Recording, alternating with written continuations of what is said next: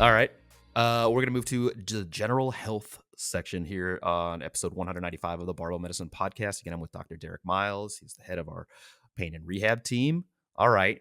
If stress eating or getting ripped didn't exist, what would healthy look like from a mental, physical, and other standpoint? This was a question I got, and I was like, I don't even know if I can answer this. This is like, should we answer the meaning of life first, or like some other philosophical question? Does God exist? Like, where should we do that first?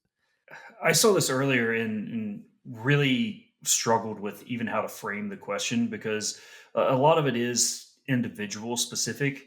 And I think it's easier. It sucks because it is easier to say what is unhealthy than what is healthy. And I think it is that wide arrangement of factors that can go into it. Like if you are meeting dietary requirements, you are happy with the way you look, you are able to do the tasks you were trying to do, you're probably okay. Yeah. Like is Yeah, I think if you're satisfied, if you're happy, if you're able to do all the things you wanna do, and I think I'd add the caveat, like, not at increased risk of untoward outcome, like undesirable sort of trajectory, then maybe at that point you've kind of reached this, like, health nirvana. Like, you're checking all the boxes and you don't have something, like, lurking around the corner, like, if you could think of an example where somebody's, like, pretty happy with their existence, right? They're able to do all the things they want to do, but are at significantly increased risk of developing type 2 diabetes or high blood pressure or having a stroke or whatever. And it's like, yeah, so what we'd want to do is maybe tweak things a little bit to sort of compress your morbidity rather than have this like long, slow decline into like old age and decrepitude. Like, no, I want you to sustain this happiness, if you will, this capacity, if you will, as long as possible. So increase the health span, decrease, compress the morbidity. The part of this question I didn't really get though, if stress eating or getting ripped didn't exist, does that mean like you're trying to get as lean as possible and you just can't? Or is it like we've never had these like social factors that like reward getting lean? And so nobody's trying to walk around at like 10% body fat or less, be like, look how shredded I am.